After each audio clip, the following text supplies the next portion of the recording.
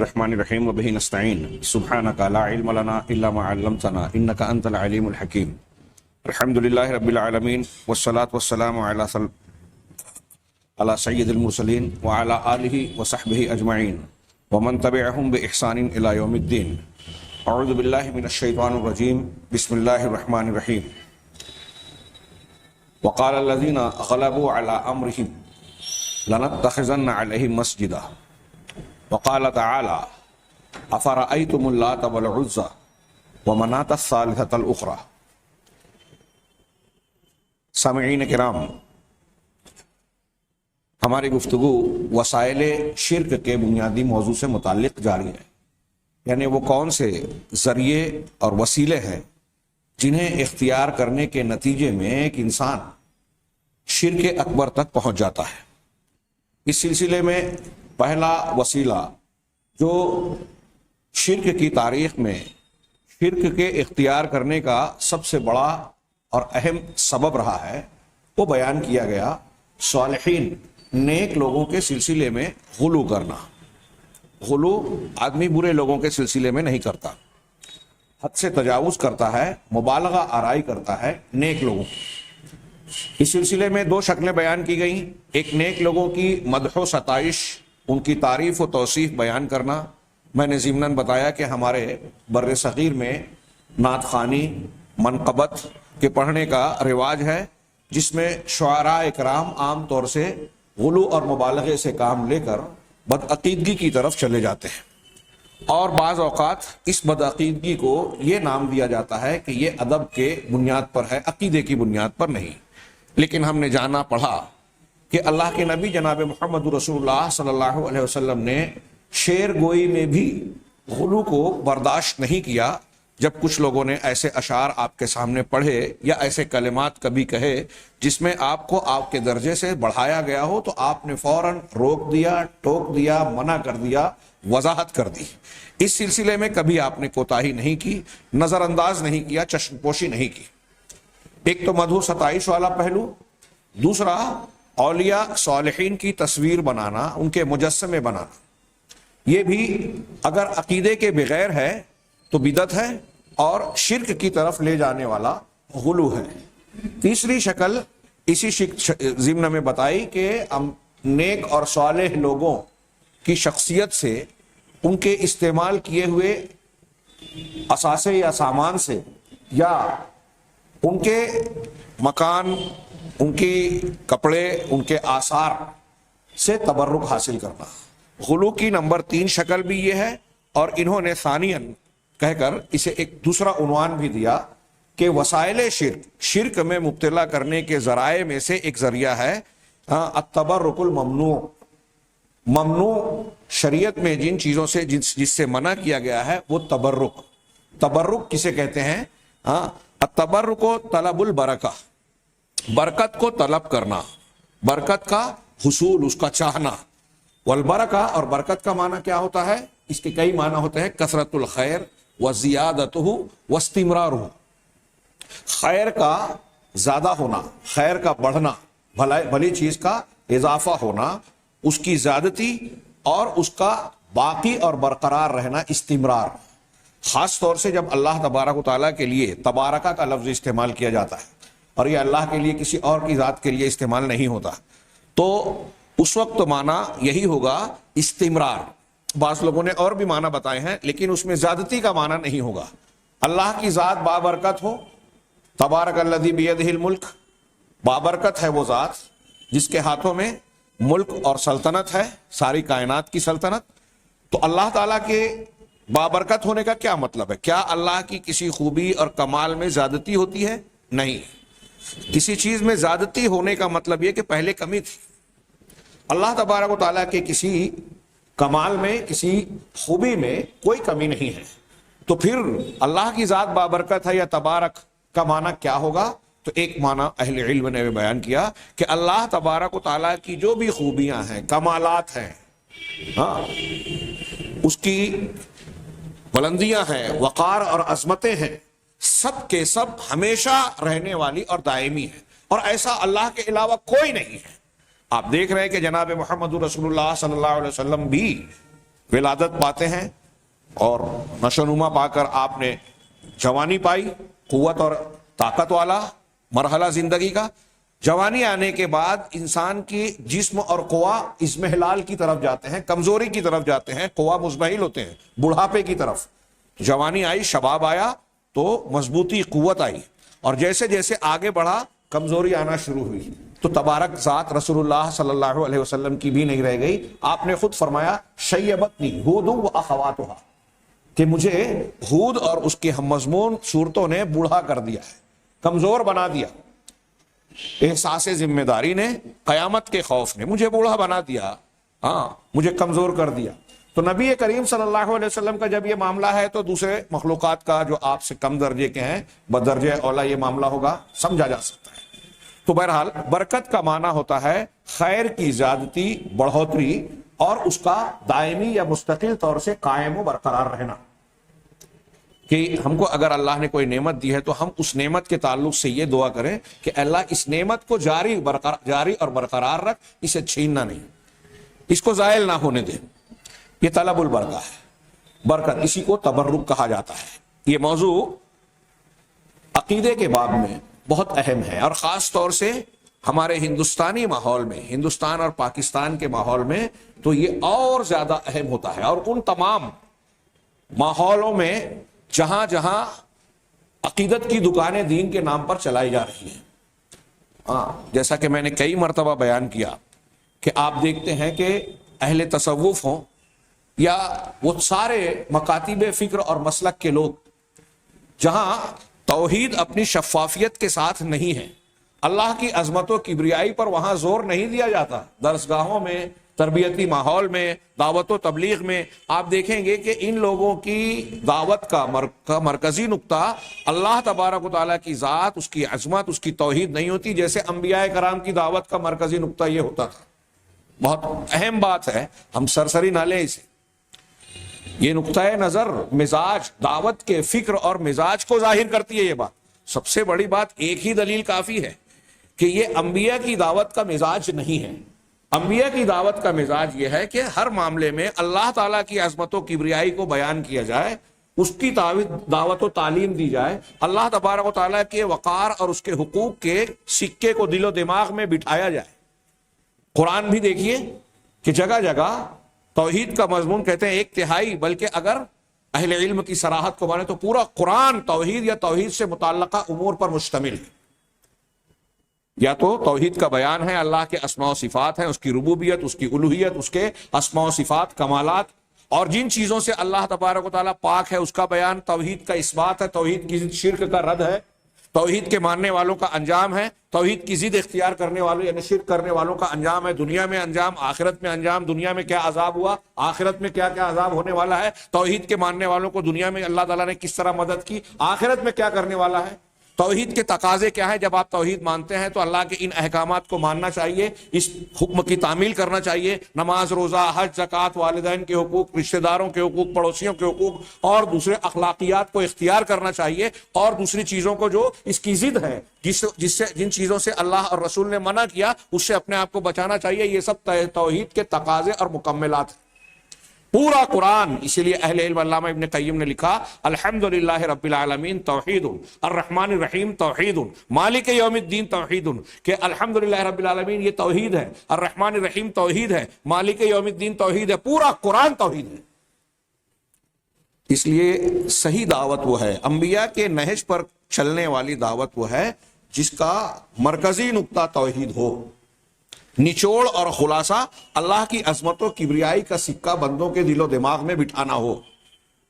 مخلوق کی عظمت و کبریائی اور عقیدت پر مرکوز کرنے والی دعوت انبیاء کی دعوت نہیں ہے، اور یہ آپ دیکھ سکتے ہیں تصوف کی دکان جو چلاتے ہیں، یا تقلیدی مذاہب کو دیکھیں، بزرگان دین، اولیاء و صالحین، فلاں اور فلاں، ہم ان کی عظمتوں سے انکار نہیں کرتے۔ بزرگوں، انبیاء اور بڑے بڑے نیک صالحین کے اپنے مقامات ہیں، اس کو حسب موقع بیان کیا جائے، ضرورت ہے، لیکن دعوت کا مرکزی نقطہ، عبادات کا مرکزی نقطہ توحید ہو۔ اب جب اس توحید کے مرکزی نقطے سے انحراف ہوا، قبلہ اور کعبہ کو تبدیل کر دیا گیا، اللہ کی عظمت کی بجائے بزرگان، مشائخ، پیر صاحب، امام صاحب اور فلاں صاحب کی عظمت کو بیان کیا جا رہا ہے، تو اس کے لیے کچھ اور بھی باتیں متقاضی ہوئی کہ لوگوں نے ان کی عظمتوں کو ان کے سامنے جب لوگوں کو جھکانا اور ان کی عقیدت و محبت میں لوگوں کو مبتلا کر کے دکان چلانے کا آغاز کیا، تو ان سے تبرک کے عقیدے کو بھی جوڑ دیا۔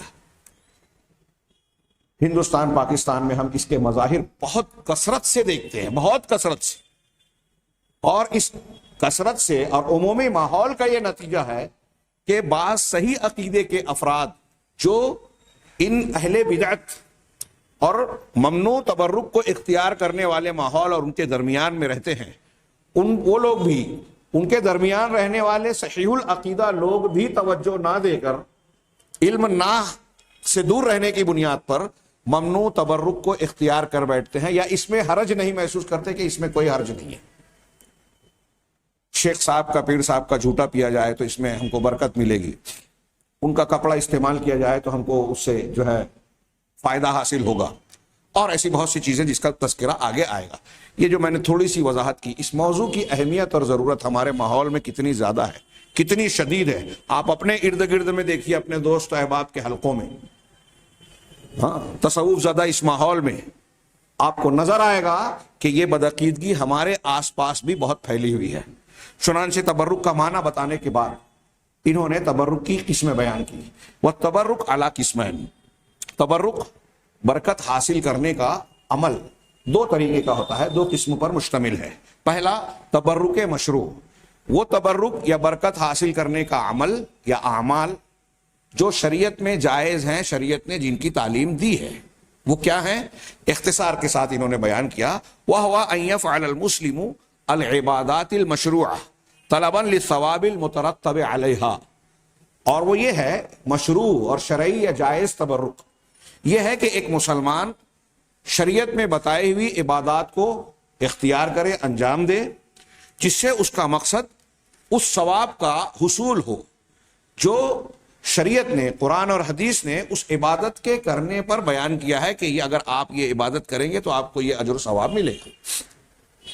اس عبادت پر مرتب ہونے والے اجر و ثواب کی امید اور اس کی چاہت میں مشروع شریعت میں بتائی ہوئی عبادات کو اسی طریقے سے انجام دینا، آداب اور احکام کے ساتھ جو شریعت نے بیان کی ہے، یہ جائز اور مشروع تبرک ہے۔ وَمِن ذَلِكَ، اب یہاں مشروع عبادات کی شرطیں کہ اس میں آگے کوئی بھی عبادت یا نیک عمل اللہ کے ہاں قبول ہوتا ہے، اس کی دو بنیادی شرطیں یاد ہونی چاہیے ہر مسلم بندے کو، جو پہلے گزر چکی۔ ایک تو یہ کہ اخلاص نیت ہو، اخلاص میں ایک تو اخلاص اکبر یعنی شرک اکبر اور شرک اصغر سے پاک ہونا، شرک اکبر سے پاک ہونا داخل ہے، اور دوسرا شرک اصغر سے پاک ہونا، نیت کا صحیح ہونا، یعنی اس میں ریاکاری، دنیا طلبی، شہرت طلبی کا نہ ہونا۔ ایک نیت کا اخلاص، اور دوسری شرط ہے عمل کے قبول ہونے کے لیے، جو قرآن حدیث کی بہت ساری دلیلوں سے ثابت ہے کہ وہ عمل جناب محمد رسول اللہ صلی اللہ علیہ وسلم کی سنت اور آپ کے بتائے ہوئے طریقے کے مطابق ہو۔ بہرحال آگے ہم بڑھتے ہیں کہ شرعی طور پر عبادات کرنا ثواب کی نیت سے جو شریعت نے بتایا ہے، یہ مشروع تبرک ہے۔ وَمِن ذَلِكَ، اب اس کی کچھ مثالیں دی دو چار کہ اسی قبیل سے ہے کہ انسان قرآن کی قرأت کر کے، قرآن کی تلاوت کر کے اور قرآن کے احکامات پر عمل کر کے برکت حاصل کرنا چاہے۔ قرآن کی تلاوت کر کے، دنیا کی واحد کتاب ایسی ہے جس کی تلاوت کرنا عبادت ہے۔ اگر آپ کو نہیں بھی سمجھ رہا ہے، اس میں کوئی شک نہیں کہ قرآن پر غور و فکر کرنا، اس کے معنی اور مفہوم کو سمجھنا اپنی طاقت اور استطاعت کے مطابق، یہ قرآن کے حقوق میں سے ایک مسلمان پر عائد ہونے والا حق ہے۔ لیکن اس کا یہ مطلب بھی نہیں ہے کہ قرآن کو بغیر مطلب سمجھے ہوئے تلاوت نہیں کرنا چاہیے۔ میں نے ایک کلپ دیکھی، اہل القرآن جو اپنے آپ کو کہتے ہیں، حقیقت میں منکرین حدیث، وہ اس بات پر زور دیتے ہیں کہ آپ کوئی کتابوں مثال دیتے ہیں کہ اگر فرض کیجئے کہ آپ کو انگریزی نہیں آتی یا رشین لینگویج یا کوئی اور زبان جو آپ کو نہیں آتی، آپ اس کی لکھی ہوئی تحریر، خط، کوئی کتاب پڑھتے ہیں کہ آپ کو کچھ سمجھ ہی میں نہ آ رہا ہو اور آپ پڑھتے جائیں اسے. پڑھنے کا طریقہ آپ نے سیکھ لیا, معنی مفہوم یا زبان نہیں سیکھی, تو کیا آپ پڑھتے ہیں؟ نہیں پڑھتے ہیں, کیونکہ اس کا پڑھنے کا کوئی فائدہ نہیں. تو اس مثال کو وہ چسپاں کرتے ہیں قرآن کے پڑھنے پر بھی, قرآن کی تلاوت و قرات پر بھی. یہ قطعی طور سے درست نہیں ہے. قرآن کی تلاوت اور قرآن کا پڑھنا اللہ کا کلام پڑھنا ہے, تو اللہ کے کلام کے پڑھنے میں برکت ہے. آپ بسم اللہ الرحمن الرحیم کہتے ہیں, جو بندہ اس کا معنی مطلب نہیں بھی سمجھتا تو ہم جانتے ہیں کہ اس کی برکت سے وہ محروم نہیں رہے گا انشاءاللہ. معنی اور مطلب سمجھ کر پڑھے گا تو برکت اور فائدہ بڑھ جائے گا, اس میں کوئی شک نہیں. خیر, تو قرآن کی تلاوت کر کے یا اس کے احکامات پر عمل کر کے, قرآن کے احکامات پر آپ عمل کریں, ہم عمل کریں اس نیت سے کہ اللہ کا حکم ہے, تو ظاہر سی بات ہے کہ اس کی برکت ہمیں ملے گی. وَمِنْهُ التَّبَرُّكُ بِالْمَسْجِدِ الْحَرَامِ بِالصَّلَاةِ فِيهِ, اسی قبیل سے مسجد حرام سے برکت حاصل کرنا ہے, اس میں نماز پڑھ کے. دیگر مسجدوں کے مقابلے میں مسجد حرام میں پڑھی گئی ایک نماز کا ثواب دیگر مسجدوں کے مقابلے لاکھ گنا بڑھ جاتا ہے, صحیح حدیث سے ثابت ہے. تو اب کوئی شخص مسجد حرام میں نماز پڑھنے کی کوشش کرے, اس کے لیے سفر کرے کہ وہاں میں برکت یا ثواب اور اجر حاصل کروں, زیادہ ثواب, تو یہ مشروع ہے, شریعت میں اس کی اجازت اور تعلیم دی گئی ہے.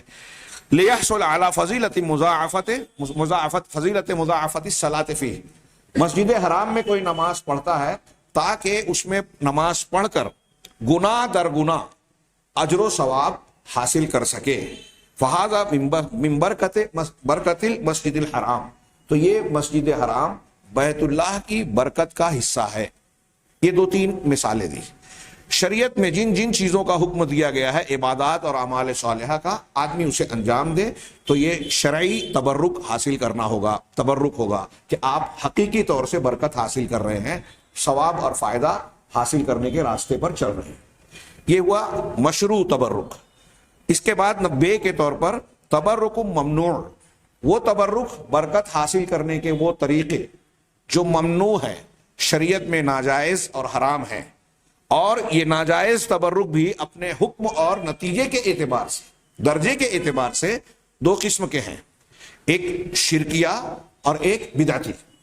وہ بدعی تبرک جو شرک کے درجے کو نہ پہنچے. تو نمبر 1 تبرک شرکی, وہ تبرک جس میں شرک ہو. ایسا تبرک, اس کی مثال دے رہے ہیں, اس کی وضاحت کر رہے ہیں. وَهُوَ أَن يَعْتَقِدَ الْمُتَبَرِّكُ أَنَّ الْمُتَبَرَّكَ بِهِ وَهُوَ الْمَخْلُوقُ يَهَبُ الْبَرَكَةَ بِنَفْسِهِ.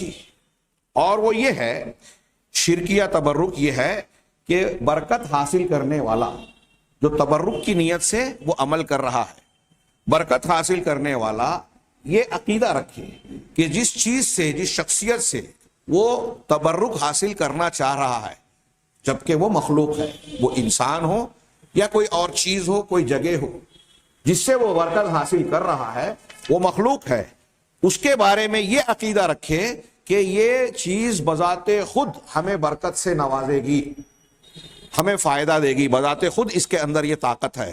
فَيُبَارِكُ فِي الْأَشْيَاءِ بِذَاتِهِ اسْتِقْلَالًا, چنانچہ وہ مستقل طور پر, یعنی اللہ تبارک و تعالیٰ کی مدد کے بغیر ذاتی طور پر اس کے اندر یہ صلاحیت, قوت اور قدرت حاصل ہے کہ وہ اپنی ذات کے ساتھ اشیاء میں برکت دے وے, بڑھوتری اور اضافہ کرے.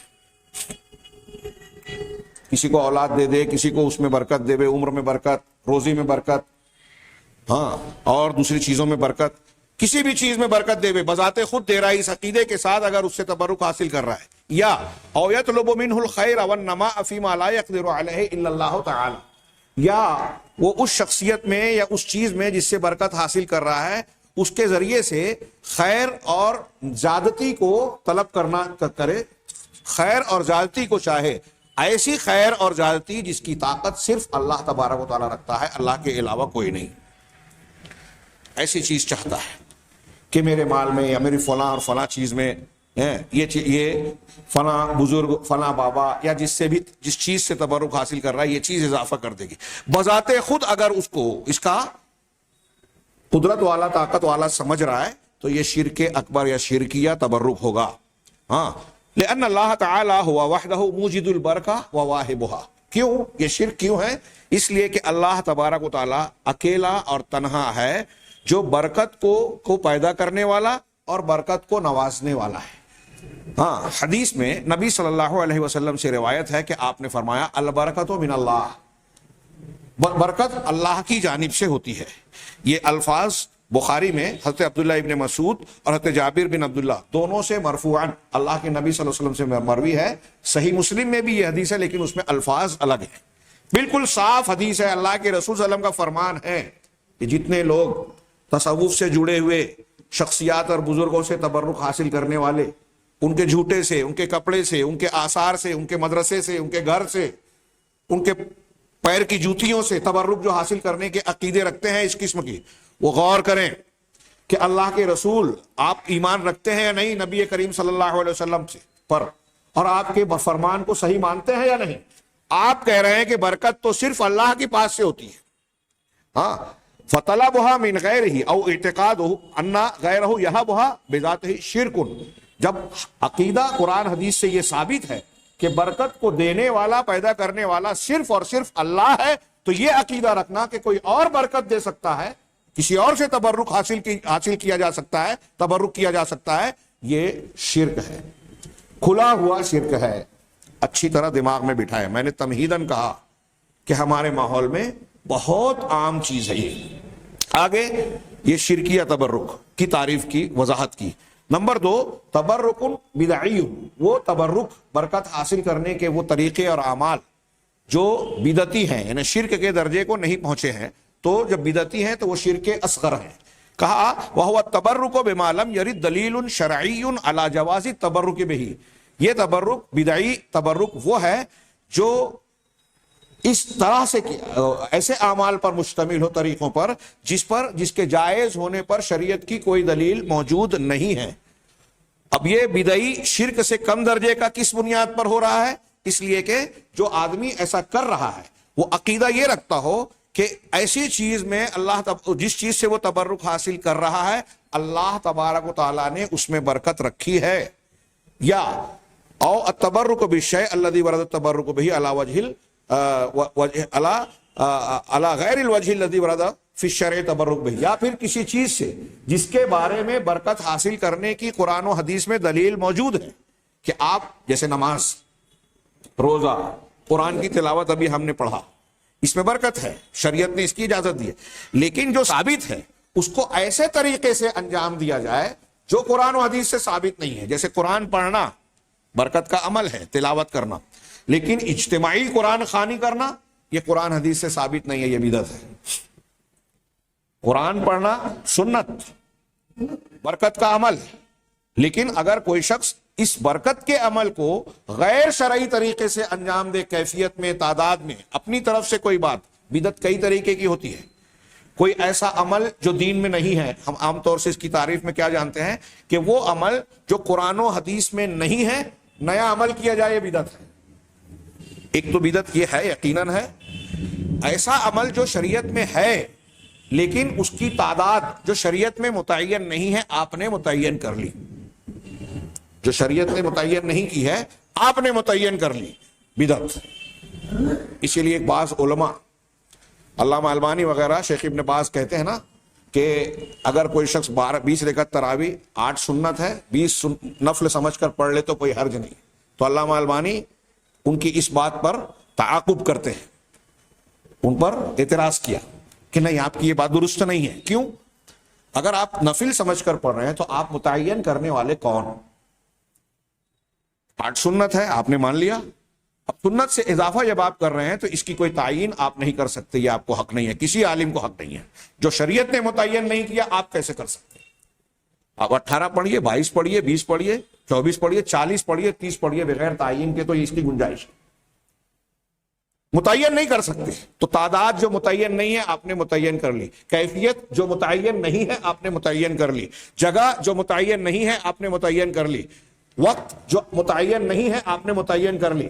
2 تہوار اور ایک ہفتے کی تہوار جمعہ ہم کو دیے گئے ہیں، کسی خاص دن کو اگر کسی مسلمان نے کسی دینی عمل کے لیے مخصوص کر دیا، سال میں کوئی اور دن تہوار کا، جیسے 15 شعبان، رجب کے کونڈے والا دن، ہاں عاشورہ کے دن کو کچھ خاص اعمال جو شریعت نے بتایا اس سے کچھ ہٹ کر اگر کسی دن کو وقت کو خاص کر لیا جو شریعت نے خاص نہیں بنایا تو آپ اس کو وہ حیثیت دے رہے ہیں جو شریعت نے حیثیت نہیں دی. یہ بدعت ہے. اچھی طریقے سے دماغ میں ڈالیں. بدعت اور شرک کی یہ پہچان اور تعریف نہ جاننے کی وجہ سے بہت سارے لوگ غلط فہمی کا شکار ہوتے ہیں کہ ٹھیک ہے جیسے ہمارے یہاں لوگ کہتے ہیں کہ 15 شعبان کو لوگ نماز ہی تو پڑھتے ہیں نا, اجتماعی قرآن خوانی ہوتی ہے یا ذکر و اذکار کی مجلسیں بدعتی جو منعقد ہوتی ہیں تو کہتے ہیں کہ اس میں بدعت ہی, اس میں ذکر و اذکار ہی تو ہوتا ہے, قرآن ہی تو پڑھتے ہیں, نماز ہی تو پڑھتے ہیں. تو ان کو بتایا جائے کہ بدعت نیک کاموں میں ہی ہوتی ہے, چوری ڈکیتی زنا کاری میں بدعت نہیں ہوتی. حضرت عبداللہ ابن مسعود رضی اللہ تعالیٰ عنہ نے جن لوگوں کو مجلس میں سبحان اللہ الحمدللہ اللہ اکبر کہنے سے نکالا تھا, دیلمی اور دوسری دارمی وغیرہ کی جو حدیث ہے صحیح حدیث, تو کیا حضرت عبداللہ ابن مسعود رضی اللہ تعالیٰ عنہ کو سبحان اللہ الحمدللہ اللہ اکبر لا الہ الا اللہ کہنے پر اعتراض تھا؟ اس کی فضیلت سے انکار تھا؟ نہیں. وہ چیزیں تو ثابت شدہ ہیں, فضیلت والی ہیں, لیکن وہ طریقہ جو انہوں نے اختیار کیا تھا وہ جناب محمد رسول اللہ صلی اللہ علیہ وسلم اور صحابہ کرام سے ثابت نہیں تھا. آپ نے جو نکیر کرتے ہوئے ان سے کہا کہ ابھی اللہ کے رسول کے سامان کپڑے موجود ہیں اور تم نے صحابہ موجود ہیں, ہاں کیا تم نے دین میں نئی چیز پیدا کر لی, کیا تم صحابہ کرام سے زیادہ فضیلت والے ہو گئے, آگے بڑھ گئے؟ قاعدہ ہمیشہ یاد رکھیے. امام مالک نے جو بات کہی تھی, ہاں ہمارے یہاں در و دیوار پہ لکھ دینا چاہیے کہ اللہ کے رسول صلی اللہ علیہ وسلم کے اور صحابہ کے زمانے میں جو دین تھا آج بھی وہی دین ہے, اور آپ کے زمانے میں جو دین نہیں تھا آج بھی دین, قیامت تک وہ دین نہیں ہوگا. کتنی پیاری بات ہے. صرف اس ایک اصول کو آپ دماغ میں رکھیے کہ جو چیز اللہ کے رسول اور صحابہ کے زمانے میں نہیں تھی, عمل نہیں تھا, کیفیت نہیں تھی, تعداد متعین نہیں تھی, جگہ متعین نہیں تھی, وقت متعین نہیں تھا, ہاں تو ایسی ساری چیز جو بعد میں متعین کی گئی ہے وہ دین میں اضافہ ہے, نئی چیز ہے, بدعت ہے, اور ہر بدعت گمراہی ہے. اس میں چاہے قرآن کی تلاوت کی جائے چاہے نماز پڑھی جائے وہ بدعت ہے. تو اللہ کے رسول صلی اللہ علیہ وسلم نے تبرک کا, ایک تو یہ انہوں نے بتایا کہ بدعی تبرک وہ ہے کہ کسی چیز کو متبرک سمجھ کر کیا جائے اس عقیدے کے ساتھ کہ اللہ تعالیٰ نے اس میں برکت رکھی ہے جبکہ کوئی دلیل نہیں ہے, یا جو شریعت سے ثابت شدہ چیز ہے اس کو ایسے طریقے پر انجام دے کوئی آدمی جو قرآن و حدیث سے وہ طریقہ ثابت نہیں ہے. ہاں وہذا محرم, کہہ رہے ہیں کہ یہ بھی حرام ہے, یہ بھی حرام ہے. ہاں لأن فیہ احداث عبادت لا دلیل علیہا من کتاب او سنہ, اس لیے کہ اس میں عبادت کو ایجاد کرنا ہے, ایسی عبادت کا ایجاد کرنا جس پر قرآن یا حدیث کی کوئی دلیل موجود نہیں ہے. ہمارے یہاں کتنے لوگ ہیں ایسے نئے نئے عمل. اور آپ ایک چیز دیکھیں گے, دنیا کے جو دوسرے مذاہب ہیں عبادات کے معاملے میں عام طور سے انسان کا یہ مزاج ہے کہ جب اپنے دماغ سے عبادت گڑھتا ہے تو ایسا سمجھتا ہے کہ ہم جس کی عبادت کر رہے ہیں اگر اس کے سامنے زیادہ سے زیادہ اپنے آپ کو مشقت اور تکلیف میں ڈالیں, اپنے آپ کو ستائیں, دکھ میں ڈالیں تو زیادہ اجر و ثواب ہوگا. آپ دیکھیں ہندوؤں کے یہاں نظر منتیں کس طرح کی مانی جاتی ہیں کہ میں لیٹ کر, ہم لوگ ایک مرتبہ لشکر میں تھے, دیکھے تو ایک آدمی زمین پر جو ہے لوٹتا جا رہا ہے اور اس کے ساتھ ساتھ 4-6 لوگ چل رہے ہیں. ہم نے ایک آدمی کو روک کر پوچھا کہ یہ کیا ہے, کیوں اس طرح جا رہا ہے؟ کہا اس نے منت مانی تھی کہ اگر میرا فلاں کام ہوا تو میں فلاں مندر اس طرح جاؤں گا. ہاں ایسی کچھ چیزیں نبی کریم صلی اللہ علیہ وسلم کے زمانے میں جب آئیں, دیکھا ایک جگہ بھیڑ لگی ہے, ہاں تو کیا پوچھا کیا بات ہے؟ کہا ایک بوڑھا آدمی ہے, اس نے نظر مانی تھی, پوری ہو گئی کہ میں جو ہے پیدل چل کے کعبۃ اللہ کی زیارت کے لیے جاؤں گا. تو کہا اس کو کہو سوار ہو جائے, اپنے آپ کو مشقت میں نہ ڈالے. ان اللہ لغنی عن تعذیب ھذا نفسہ, اللہ کے رسول اللہ کا فرمان ہے کہ اللہ اس شخص کے اپنے آپ کو عذاب میں ڈالنے سے بے نیاز ہے, اللہ تعالیٰ کو اس کی ضرورت نہیں ہے. تو جو شریعت کا طریقہ ہے اور شریعت کا طریقہ آسان ہے, فطری ہے. ہمارے یہاں تو یہ سہولت ہے کہ اگر آپ کھڑے رہ کر نماز نہیں پڑھ سکتے تو بیٹھ کر پڑھیں, سہولت دی شریعت نے. بیٹھ کر نہیں پڑھ سکتے تو لیٹے لیٹے اشارے سے پڑھ لیں. جو آپ کے دائرہ قدرت میں ہے اس کا آپ کو مکلف بنایا گیا, اس سے بڑھ کر نہیں. لا یکلف اللہ نفسا الا وسعہا. تو یہاں بھی ہم دیکھتے ہیں کہ بہت سارے امور لوگوں نے یہ سمجھا کہ قرآن حدیث نے جو بتایا ہے وہ کافی نہیں ہے. یہ چیز آپ کو بھوک جاڑ میں بھی نظر آئے گی. آپ یہ بتائیں کہ معوذتین سے جادو کا علاج ہو جاتا ہے, آیت الکرسی پڑھ لے تو شیطان قریب نہیں آتا. سورہ فاتحہ میں ہر بیماری کا علاج ہے. ہاں آمن الرسول اگر کسی نے کسی رات میں پڑھ لیا تو اللہ تبارک و تعالیٰ اس کے لیے کافی ہو جاتا ہے. یہ 2 آیتیں اس کے لیے کفایت کر جاتی ہیں. اللہ کے رسول صلی اللہ علیہ وسلم کا فرمان ہے. لیکن رسول کی بتائی ہوئی بات ہم کو ہضم نہیں ہوتی یا اس میں کچھ کمی محسوس ہوتی ہے. ہم پیر صاحب کے پاس اور فلاں کے پاس جاتے ہیں تو وہ اپنے آزمودہ تجربے کے نسخوں کو بتاتے ہیں. ہاں قرآنی اعمال بازار میں مل رہی ہیں کہ مولوی صاحب نے اپنے تجربے سے یہ چیز بیان کی ہے. مولانا اشرف علی تھانوی صاحب کے پاس ایک خاتون آئی اور کہا کہ میں مانگ نکالتی ہوں تو مانگ ٹیڑھی نکلتی. قرآنی اعمال کے مقدمے میں 1 پیج کا ہے, اس میں لکھا ہوا ہے کہ مانگ سیدھی نہیں نکل رہی ہے. تو انہوں نے کہا کہ جب تم بال کو کنگھا کرنے لگو, بال سنوارنے لگو تو اہدنا الصراط المستقیم پڑھ کے سوارو. کہا جب عمل کیا تو اس کی مانگ سیدھی نکل گئی. ہاں اور ایسی بہت ساری بکواس باتیں تھوڑی دیر کے لیے ہم مان لیں. میں یہ کہتا ہوں کہ ٹھیک ہے اللہ کے کلام میں برکت ہے, شیطان اس سے بھاگے گا, پورے قرآن سے بھاگے گا. جن چیزوں کو اللہ اور رسول نے بتایا, اب ایک تو یہ کہ ہم اپنے طور سے کہیں کسی آیت میں سر کا ذکر ہے تو سر درد کا علاج اسے بنا لے, پیٹ کا ذکر ہے تو پیٹ کی تکلیف کے لیے اس کو شفا کا ذریعہ سمجھ لے, اور اس طرح کی آیتیں جیسے ہمارے ہاں پھونک جھاڑ کرنے والے لوگ کرتے ہیں کہ یہ تجربہ ہے بزرگوں کا. تو ایک موٹا سا سیدھا سا سوال, سوچنے والی بات کہ بزرگان دین اور فلاں کتنے بھی پہنچے ہوئے ہو, پانی پہ چلے, ہوا میں اڑے, ہاں پہاڑ پھینکے, ہاں ان کا نسخہ یہ زیادہ بہتر ہے یا جناب محمد رسول اللہ صلی اللہ علیہ وسلم کا بتایا وہ نسخہ زیادہ بابرکت ہوگا؟ سمپل سا سوال, ایک موٹی سی بات جو ذہن نشین رکھنے والی ہے کہ اگر جناب محمد رسول اللہ صلی اللہ علیہ وسلم کے بتائے ہوئے نسخے پر آپ عمل کرتے ہیں تو 2 باتیں. ایک تو یہ کہ آپ نے جس چیز کو بتایا ہے اس کا فائدہ ملنا ہے, اس کا جو اثر, جو نتیجہ, تاثیر بتائیے. دوسرا یہ کہ اگر فائدہ اللہ نے نہیں چاہا, ایک آدمی کے بیمار شفا اللہ کے ہاتھ میں, اللہ کی مشیت نہیں ہے, اگر اب اس کو شفا نہیں دینا چاہتا, اگر نہیں ملی تو کم سے کم اطاعت رسول, متابعت رسول اللہ صلی اللہ علیہ وسلم کی اتباع کا ثواب تو ضرور ملے گا, اس کی برکت تو ضرور ملے گی. یہ 2 فائدہ ہے بزرگان کے تجربے میں. دونوں چیزیں آپ نہیں کہہ سکتے کہ ایسا ہوگا, اور اگر وہ بدعت میں آ گیا تو فائدے کی بجائے نقصان. سب سے سیف اور احوط سعید بن جبیر نے حضرت عمران بن حسین تابعی نے تابعی سے کہا تھا قد احسن من انتہى الى ما سلف. صحیح مسلم میں ایک لمبی روایت ہے کہ 70,000 لوگ بغیر حساب کتاب کے جنت میں جائیں گے. اس حدیث کو بیان کرنے سے پہلے دونوں کا مکالمہ ہے, دونوں تابعین کا. تو انہوں نے پھونک جھاڑ کی, انہوں نے منع کیا, دونوں نے اپنی اپنی روایت اور دلیل پیش کی. تو حضرت سعید بن جبیر کا اس ضمن میں بڑا پیارا جملہ ہے, میں اکثر بیان کرتا ہوں, کلاسوں میں بچوں کو پڑھاتے ہوئے کہتا تھا کہ اس جملے کو اپنے ذہن و دماغ پر نقش کر لیں. پھونک جھاڑ, جادو ٹونے, روقیہ, دم درود کے سلسلے میں کہ اس شخص نے اچھا کام کیا, بہتر اس نے کیا جو وہیں جا کر رک گیا جتنا سنا اللہ کے رسول صلی اللہ علیہ وسلم کی حدیث. رسول صلی اللہ علیہ وسلم سے جتنا معلوم ہوا اتنا ہی کیا, اس سے زیادہ نہ کم. وہ بہت بہتر کام کیا. احوط اور احتیاط کا پہلو یہی ہے, آپ گمراہی سے بچ جائیں گے, شیطانی پھندوں اور فریب میں نہیں پڑیں گے اگر آپ نے یہ کیا. تبرک کا باب بھی ایسا ہی ہے, جو قرآن و حدیث سے ثابت ہے بس اتنا ہی کیجئے, اس سے زیادہ نہیں, اس سے کم نہیں. ہمارے یہاں لوگ قرآن چوم رہے ہیں, قرآن چومنے میں کیا حرج ہے, لوگ کہتے ہیں ہم چومیں گے اگر اللہ کے نبی صلی اللہ علیہ وسلم سے دلیل لے آؤ. ہاں بوسہ کن کن چیزوں کو آج دیا جا رہا ہے. حضرت عمر فاروق رضی اللہ تعالیٰ عنہ کا جملہ بھی بے مثال ہے صحیح بخاری میں.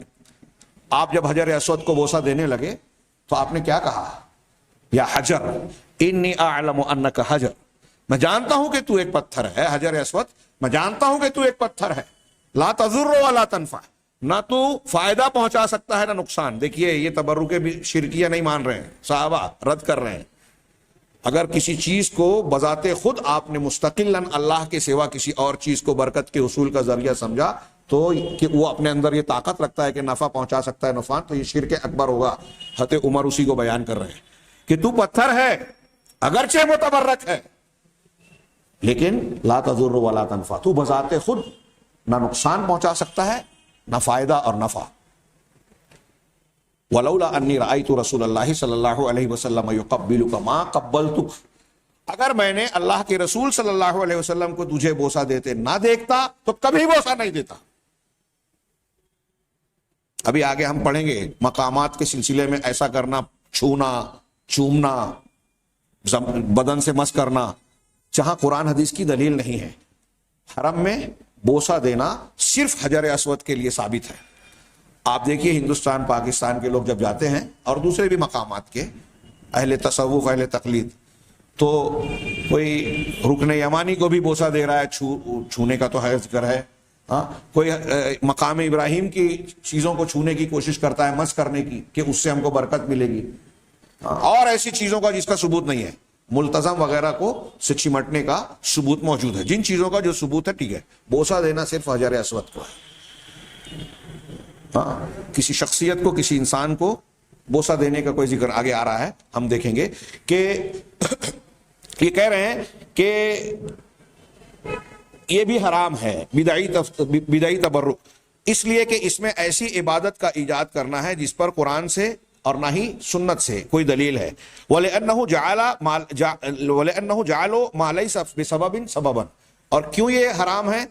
یہ اس میں ایک ایسی چیز کو سبب بنانا ہے جس کو شریعت نے سبب نہیں بنایا. ایک قاعدہ یاد رکھیے، ہاں، یہ قاعدہ کہ جس چیز کو کسی شریعت نے سبب بنایا ہے اس کو اختیار کرنا مشروع ہے. جیسے مثال کے طور پہ ہم بیمار پڑے تو دوا دارو کرنا، ڈاکٹر سے، حکیم سے، کسی سے رجوع کر کے دوا علاج کروانا، یہ وہ سبب ہے جس کو شریعت نے حکم دیا ہے.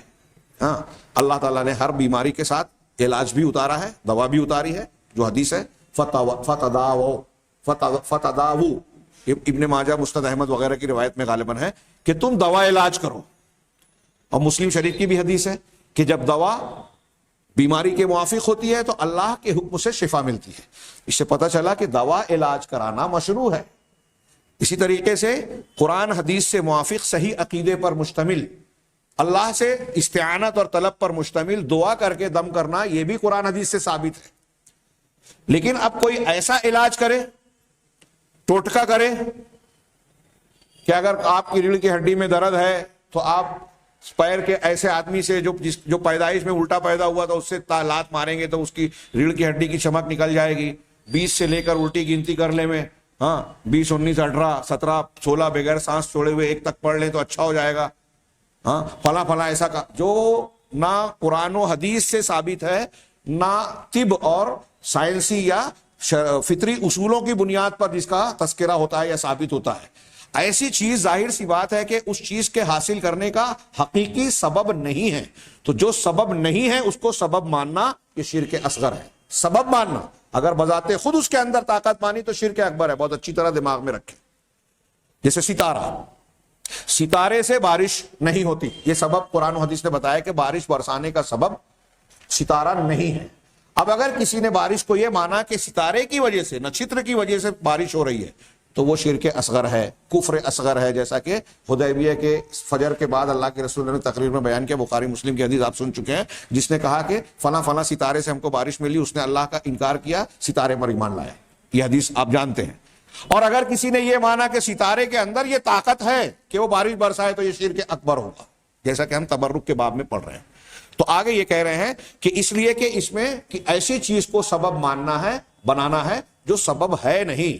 ہاں، فہو من الشرک الاصغر، لہذا یہ شرک اصغر ہے. اگر آدمی یہ بھی عقیدہ رکھ رہا ہے کہ یہ تعویذ، یہ ستارہ، یہ کڑا، یہ گنڈا، یہ ہم کو فائدہ دے گا، نقصان سے بچائے گا، بیماری سے دفاع کرے گا، محفوظ رکھے گا، شیطان اور آصف کے شر سے محفوظ رکھے گا، قرآن حدیث نے اس تعویذ گنڈے کڑے کو سبب نہیں بتایا تو اس کو سبب ماننا شرک اصغر ہے. بذات خود فائدہ مند اور نقصان دہ ماننا شرک اکبر ہے. ہاں، تو ایسے ہی تبرک کا معاملہ ہے. ہاں، وَلِأَنَّهُ يُؤَدِّي إِلَى الْوُقُوعِ فِي الشِّرْكِ، یہ اس لیے بھی حرام ہے کہ یہ شرک اکبر تک پہنچانے کا سبب اور ذریعہ ہے. شرک اکبر تک پہنچانے کا وسیلہ ہے، ذریعہ ہے، سبب ہے. وَالتَّبَرُّكُ الْبِدْعِي يَنْقَسِمُ إِلَى ثَلَاثَةِ أَنْوَاعٍ، کہہ رہے ہیں بدعتی تبرک، بدعت والا تبرک جو ہے، میں سرسری طور سے اس کا تذکرہ کر دیتا ہوں، وقت نہیں بچا. ہاں، کہ اب یہ بدعت کا جو تبرک ہے اس میں ایک حکم کے اعتبار سے ایک شرکیہ ہے، ایک بدعت کا. اور بدعت والا جو ہے اس کی کئی قسمیں ہیں. اس میں پہلی قسم کا تذکرہ آج کے درس میں ہم کر دیں کہ التبرک الممنوع بالاولیاء والصالحین، اولیاء اور صالحین سے تبرک یا برکت کے حصول کا عقیدہ یا عمل اختیار کرنا. کہہ رہے ہیں وردت ادلۃ کثیرہ، بہت ساری دلیلیں اس باب میں آئی ہیں کہ نبی صلی اللہ علیہ وسلم کی جسم مبارک سے اور آپ کے آثار سے برکت کو حاصل کرنا جائز ہے. شریعت کے ایسی بہت سی دلیلیں ہیں، جیسے آپ کا بال جس کو منہ مبارک کہتے ہیں، ہاں آپ کا عرق یعنی آپ کا پسینہ.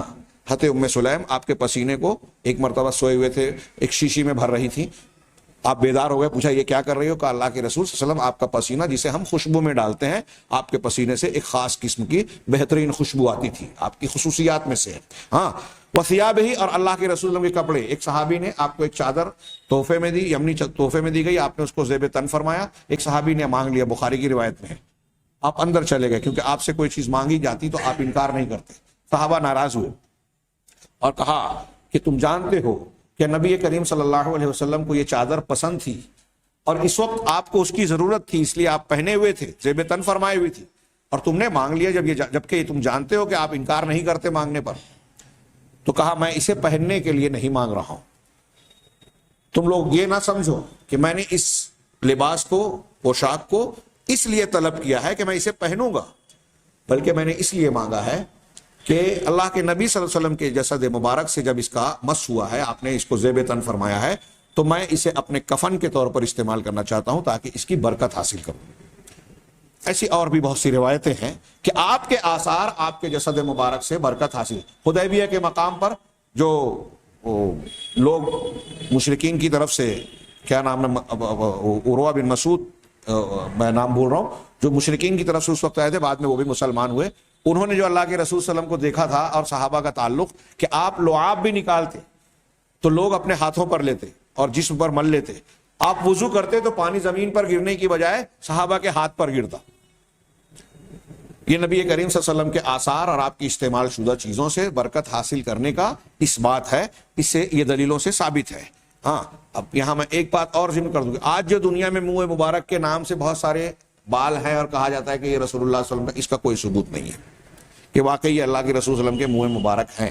اما غیر النبی صلی اللہ علیہ وسلم من الاولیاء والصالحین، رہے نبی صلی اللہ علیہ وسلم کے علاوہ دوسرے اولیاء اور صالحین، تو کہہ رہے ہیں فلم یرد دلیل صحیح صریح یدل علی مشروعیت تبرک باجسادہم ولا بآثارہم. تو کوئی بھی صحیح صریح صاف ستھری اور صحیح دلیل ایسی وارد اور موجود نہیں ہے جو اللہ کے نبی صلی اللہ علیہ وسلم کے علاوہ دوسرے بزرگان دین، اولیاء اور صالحین کے جسموں سے، ان کے آثار سے، ان کے لباس یا استعمال کی چیزوں سے تبرک کی دلیل بن سکے. کوئی ایک بھی دلیل نہیں ہے کہ کسی بزرگ کی شخصیت سے، ان کے جسم سے، ان کے سامان اور آثار سے برکت حاصل کی جائے. چنانچہ کہہ رہے ہیں وَلِذَالِکَ، اسی وجہ سے ہاں اصحاب النبی جناب محمد رسول اللہ صلی اللہ علیہ وسلم کے صحابہ میں سے کسی ایک سے بھی یہ بات منقول نہیں ہے، اور نہ ہی تابعین میں سے کسی ایک تابعی سے کہ انہوں نے صالحین یا نیک لوگوں کے آثار اور ان کی شخصیات کے، ان کے جسموں سے برکت حاصل کرنے والا کوئی عمل کیا ہو. کسی ایک صحابی، ایک تابعی سے ثابت نہیں ہے. فلم چنانچہ اتنا ہی نہیں بلکہ انہوں نے اس امت میں نبی صلی اللہ علیہ وسلم کے بعد سب سے زیادہ فضیلت والی شخصیت سیدنا ابو بکر صدیق رضی اللہ تعالی عنہ، اور نہ ہی آپ کے علاوہ عشرہ مبشرہ، وہ 10 صحابہ اکرام جن کو اکٹھا اللہ کے نبی صلی اللہ علیہ وسلم نے جنت کی بشارت دی، اور نہ ہی اہل بیت میں سے کسی بھی شخصیت سے، کسی سے بھی صحابہ اور تابعین میں سے کسی ایک انسان سے ثابت نہیں ہے کہ ان کی شخصیت سے، ان کے جسم سے، ان کے آثار سے برکت حاصل کرنے والا عمل کیا ہو. مطلب کیا ہوا کہ صحابہ اور تابعین یہ عقیدہ رکھتے تھے، مانتے تھے کہ برکت کا حصول صرف نبی کریم صلی اللہ علیہ وسلم کے لیے خاص ہے، آپ کے آثار، آپ کے جسم مبارک سے. وَلَوْ كَانَ خَيْرًا لَسَبَقُونَا إِلَيْهِ، اگر یہ بہتر ہوتا، یہ تبرک جائز ہوتا، اچھائی ہوتی، اس میں فائدہ ہوتا، تو یہ صحابہ اور تابعین ہم سے سبقت کرتے، یعنی ہم سے پہلے یہ لوگ کرتے. کیوں؟ لِحِرْصِهِمُ الشَّدِيدِ عَلَى فِعْلِ جَمِيعِ أَنْوَاعِ الْبِرِّ وَالْخَيْرِ، ان کے نیکی اور خیر کی تمام قسموں کے سلسلے میں ان کے حرص اور ان کے شوق کی وجہ سے، ان کے یہاں یہ شوق اور جذبہ پایا جاتا تھا کہ جو بھی نیک کام ہے اس میں ہم آگے بڑھ کر تیزی دکھائیں. اگر یہ خیر کا کام ہوتا تو صحابہ کرام حضرت ابوبکر صدیق، عشرہ مبشرہ یا اہل بیت کی شخصیات سے بھی تبرک کرتے یا برکت حاصل کرنے والے اعمال کرتے. چنانچہ سب کے سب لوگوں کا یہ ترک کر دینا فاجماعهم على ترک التبرک بجسد آثار غیر ہی صلی اللہ علیہ وسلم من الصالحین دلیل علی عدم مشروعیتہ. چنانچہ ان تمام لوگوں کا، صحابہ اور تابعین کا، نبی صلی اللہ علیہ وسلم کے علاوہ دوسری شخصیات کے جسم اور ان کی آثار سے برکت حاصل کرنے والے اعمال کو ترک کر دینا یہ دلیل ہے اس بات پر کہ یہ شریعت میں جائز نہیں ہے. سب لوگوں نے اسے چھوڑ دیا، یعنی یہ جائز نہیں ہے. ومن مظاہر التبرک بالصالحین، اس بحث کے آخر میں انہوں نے تین نمبر 1، نمبر 2، نمبر 3 کر کے کہا کہ نیک لوگوں سے برکت حاصل کرنے والا تبرک کے مظاہر میں سے یہ چند چیزیں ہیں. نمبر 1 التمسح بہم ولبس ثیابہم او الشرب بعد شربہم طلبا للبرکہ، کہ ان کو چھونا، مس کرنا یا ان کے کپڑوں کو زیب تن کرنا، پہننا، کہ یہ بزرگ کا کپڑا ہے تو میں بھی پہنوں گا، میں اپنے بدن سے چھواؤں گا، مس کروں گا. یا ان کے پینے کے بعد پانی ہو یا کوئی اور مشروب ہو، دودھ ہو، شربت ہو یا کوئی اور چیز ہو، ان کے پینے کے بعد ان کے بقیہ حصے کو پینا برکت کے حصول کے لیے، برکت کی طلب میں. یہ ناجائز تبرک کی مثال دے رہے ہیں. آج دیکھیے ہمارے ہندوستان پاکستان میں یہ کتنا عام ہے کہ شیخ صاحب، ہمارے اتنے بڑے مولانا بزرگ، ہمارے استاذ، ہمارے پیر، ہاں، ان کے بیٹھنے کی جگہ پر ہم بیٹھے، ان کے گھر کو جو ہے بابرکت، ان کے گھر میں جاتے ہیں تو لوگ کہتے ہیں سکون زیادہ محسوس ہوتا ہے. ہاں، جب آپ ایسا ذہن و دماغ میں بسا کر رکھے ہیں تو شیطان یہ احساس دلائے گا، کیونکہ آپ بدعت کر رہے ہیں. ان کے لباس پہننا، ان کے بچے ہوئے پانی کو پینا، ان کے بچے ہوئے کھانے کو کھانا، اس کو فائدے مند سمجھا جاتا ہے. یہ ایک شکل. نمبر 2 تقبیل و قبورہم، ان کی قبروں کو بوسہ دینا، والتمسح بہا، اور اس کو چھونا، واخذ ترابہا طلبا للبرکہ، اور اس کی مٹی کو لے لینا برکت کے حصول کے لیے. یہ سب چیزیں ناجائز تبرکات میں سے ہیں. آپ کتابیں اٹھائیے، ہاں، دیوبندی اور بریلوی حضرات کے جو جھگڑے ہیں، آپ وہ کتاب پڑھیے، زلزلہ، ہاں، بریلویوں کی طرف سے لکھی گئی دیوبندیوں کے خلاف، کہ جن چیزوں کو آپ ہمارے یہاں بتاتے ہیں کہ خرافات ہیں، شرک ہیں، بدعت ہیں، ہاں، ویسی چیزیں تو آپ کی کتابوں میں بھی ہیں. انہوں نے ان کی کتابوں کے حوالے سے بیان کیا کہ دیکھیے آپ کے یہاں یہ ہوتا ہے. تو اب اس میں کیا کیا بیان کیا کہ نانوتا میں ایک مرتبہ وبا پھیلی، بہت لوگ پریشان ہو گئے، تو پھر مجبور ہو کر وہاں کے قاسم نانوتوی صاحب کی قبر سے مٹی لی اور اس کو جو ہے استعمال کیا، باندھا، لگایا، جو بھی کیا، ہاں، تو اس سے شفا مل گئی. پھر یہ بات مشہور ہوتی گئی، لوگ مٹی لے کے آتے گئے. اب گھر والے جو ہے پریشان کہ قبر کی مٹی ختم ہو رہی ہے، تو آ کے روز ان کو قبر پھر سے بھرنا پڑ رہی ہے. جو لوگ لے جاتے تھے وہ مٹی نہیں ڈال رہے ہیں، اتنی زحمت نہیں کر رہے ہیں.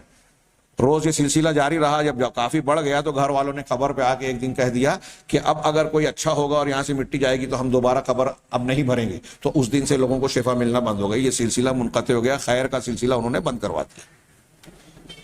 ہاں، ہمارے یہاں مشہور ہے کہ دیوبند میں جس انار کے درخت کے نیچے مولانا قاسم نانوتوی صاحب نے درس شروع کیا تھا، آج اگر وہاں کسی کی نماز جنازہ پڑھ لی جائے تو اس کی بخشش ہو جاتی ہے. دیوبند کے ایک ان لوگوں سے سنا ہے، بیان کرتے ہیں کہ ایک کنویں کا پانی جو ہے وہ زمزم کے پانی سے جو اندرونی کنیکشن ہے اس کا، برکت کا، اور نہ جانے کیا کیا اس قسم کی بات ہے. بریلویوں کا میں مثال نہیں دوں، وہ تو مشہور ہیں، ایسی بہت ساری چیزیں. پیر صاحب کا جھوٹا پینا ہمارے یہاں کامن ہے، عام ہے. پھر ان کے ہاتھ کو، چہرے کو بوسہ دینا. ابھی ایسی ایسی کلپس آ رہی ہیں جسے دیکھ کر مجھے سوچنا، آپ بھی سوچیں گے کہ کوئی مسلمان اسلام کو جاننے والا ایسی حرکتیں کر سکتا ہے کیا؟ بھیڑ بھاڑ ہے، قبر کا منظر ہے، مجاور کے پاس جا رہے ہیں جوان لڑکیاں، ہاں، اجنبی خواتین، اس پہ جا رہے ہیں، پیر صاحب جو اس کو ہاتھ ملا رہے ہیں، اس کی پیٹھ پر ہاتھ پھیر رہے ہیں، گلے مل رہے ہیں. ابھی تو ایک لیڈی پیر صاحب کی کلپ آئی کہ آدمی کو برکت کیسے دے رہی ہیں، وہ گلے لگ کر. کیا خرافات ہے، بےہودگی ہے، اسلام کے چہرے کو بگاڑنے والی باتیں ہیں، مذاق بنایا ہے، بدعقیدگی کو انتہائی بری طرح پھیلا رکھا ہے.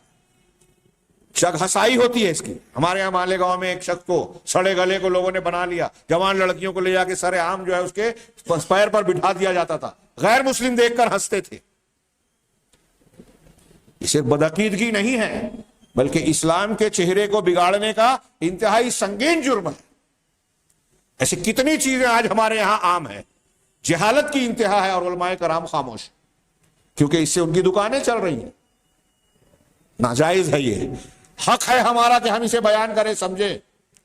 ہاں، اللہ کے نبی صلی اللہ علیہ وسلم جو ہے کسی اجنبی عورت کو بیعت کرنے کے لیے ہاتھ نہیں ملاتے تھے، جبکہ صحابہ کرام مردوں کا ہاتھ ملا کر بیعت لیتے تھے۔ نبی پاک صلی اللہ علیہ وسلم خواتین کو مس نہیں کر رہے ہیں، اور آج کے یہ الٹے سیدھے پیر جو نہ نماز کے نہ روزے کے، ہاں، جو دین اور ایمان کے ساتھ پیسے بھی ٹھگ رہے ہیں، ان کے ہاں یہ عام بات ہے، کلپ بنتی ہے۔ ایک شوہر، ایک باپ اپنی بیٹی اور بیوی کو لے جا کر اس کے حوالے کرتا ہے کہ برکت کا حصول ہوگا، برکت کا القاء کریں گے اس کے اندر۔ شرم آتی ہے ان باتوں کو بیان کرتے ہوئے جو چیزیں رائج، اور اس بنیاد پر زنا، بدکاری، فسق و فجور کا ایک گورکھ دھندا جاری ہے تبرک کے نام پر۔ اس عقیدے کی اصلاح بہت ضروری ہے، جس نے ہمارے دین و ایمان کو تباہ کر رکھا ہے، عقیدے کو بگاڑ کر رکھا ہے، ہمارے مال و متا بھی جاتا ہے، ایمان بھی جاتا ہے، اور نتیجے میں اللہ تبارک و تعالیٰ کی حقیقی برکت سے، غلط طریقے سے برکت کا حصول حقیقی برکت سے ہم کو محروم کرتا ہے۔ اللہ کا عذاب اور ناراضگی جب ہو گئی، شریعت کی مخالفت ہوگی، تو برکت کہاں رہی؟ برکت آنے کے لیے شریعت کی مطابقت، اللہ اور رسول صلی اللہ علیہ وسلم کے احکامات کی پابندی ضروری ہے۔ تو دوسرے نمبر پر انہوں نے کہا کہ ان کی قبروں کو بوسہ دینا، اس کو چھونا، مس کرنا، اس کی مٹی کو برکت کے حصول کے لیے اٹھانا، لگانا، باندھنا، جو بھی کیا جائے۔ وقد حقا جمع من اہل علم، اہل علم کی ایک جماعت نے، ایک گروہ نے نقل کیا ہے کہ علماء کا اس بات پر اجماع ہے، علماء اسلام کا اس بات پر اتفاق ہے کہ یہ جتنی بھی قسمیں ہیں برکت کے حصول کی، تبرک کی، یہ سب کے سب ممنوع ہیں۔ علماء کی جماعت کے ایک جماعت نے اس پر اجماع نقل کیا ہے۔ ہاں، بعض شافعی اور حنفی علماء نے یہاں تک کہا کہ ان هذه الافعال من عادات النصارى، کہ یہ سارے اعمال نصارہ کی عادات اور ان کے معمولات میں سے ہیں، ان کا رواج ہے۔ یہاں نیچے انہوں نے حاشیہ میں کہا، جیسا کہ ابو حامد غزالی، امام غزالی نے نقل کیا، اور حیثمی کے حاشیے میں اس بات کو ذکر کیا گیا ہے، نووی کے منسک النووی میں۔ ایک حنفی اور ایک کیا نام ہے شافعی عالم کا گویا حوالہ دیا انہوں نے کہ ان لوگوں نے نقل کیا ہے کہ یہ حرام ہے، ممنوع ہے۔ پھر کون سی شریعت آپ مان رہے ہیں؟ حنفی اور شافعی مسلک کے اعتبار سے بھی یہ جائز نہیں۔ تیسری اور آخری قسم جو بیان کی کہ اس ممنوع تبرک کی ایک شکل یہ ہے، جو آج مظاہر ہم جس کو دیکھ رہے ہیں، کہ اللہ تبارک تعالیٰ کی عبادت کرنا ان بزرگان دین صالحین کی قبروں پر، ان کے ذریعے سے برکت کے حصول کے عقیدے کے ساتھ۔ ہم دیکھ رہے ہیں کتنی مسجدوں میں قبریں یا قبروں پر مسجدیں بنا لی گئی ہیں، اور بعض لوگ وہاں جا کر عبادت کرنے میں سمجھتے ہیں کہ یہاں عبادت کرنے میں ہم کو زیادہ ثواب ملے گا۔ یہ اگلے عنوان کے تحت کہ کسی خاص جگہ کو بابرکت سمجھنا، اس میں تھوڑی سی وضاحت آئے گی۔ ہاں، یہ عقیدہ رکھتے ہوئے کہ اس قبر کے پاس اللہ کی عبادت کرنے سے ہم کو زیادہ اجر و ثواب ملے گا، یہ عقیدہ رکھ کر کچھ لوگ وہاں جا کر قبروں پہ جا کے نماز پڑھ رہے ہیں، اللہ کی عبادت کر رہے ہیں، تو یہ بھی جو ہے بدعی تبرک میں سے ہے۔ اور وَأَنَّ ذَلِكَ سَبَبٌ لِقُبُولِ هَذِهِ الْعِبَادَةِ، اور ایسا سمجھتے ہیں کہ اگر میں وہاں جا کر کسی بزرگ اور صالح کی قبر پر جا کر نماز پڑھوں گا یا عبادت کروں گا تو یہ میری اس عبادت کی قبولیت کا سبب اور ذریعہ ہوگا، اور ہماری دعا کی قبولیت کا ذریعہ بنے گا۔ یہ ممنوع تبرک کی، اولیاء اور صالحین سے برکت حاصل کرنے کی بدعی اور ناجائز حرام تبرک کی شکلوں میں سے چند شکلوں کا تذکرہ کیا ہے۔ اگلا جو عنوان ہوگا کہ کچھ خاص زمانوں، وقت اور کچھ خاص مقامات، جگہیں، ہاں، اور کچھ خاص چیزوں کو برکت کے حصول کا ذریعہ سمجھ لینا جس کی قرآن و حدیث میں دلیل نہیں ہے، اس میں شامل ہے۔ وہ انشاءاللہ آئندہ درس میں ہم لوگ اس کو جانیں گے۔ اللہ تعالیٰ سے دعا ہے کہ وہ ہمیں صحیح دین کو سمجھنے، اس پر عمل کرنے کی توفیق عطا فرمائے، اور اس کی برکت سے دنیا اور آخرت میں ہر قسم کے فتنے، عذاب سے محفوظ رکھے۔ وآخر دعوانا ان الحمد للہ رب العالمین، والصلاۃ والسلام علی سیدنا محمد۔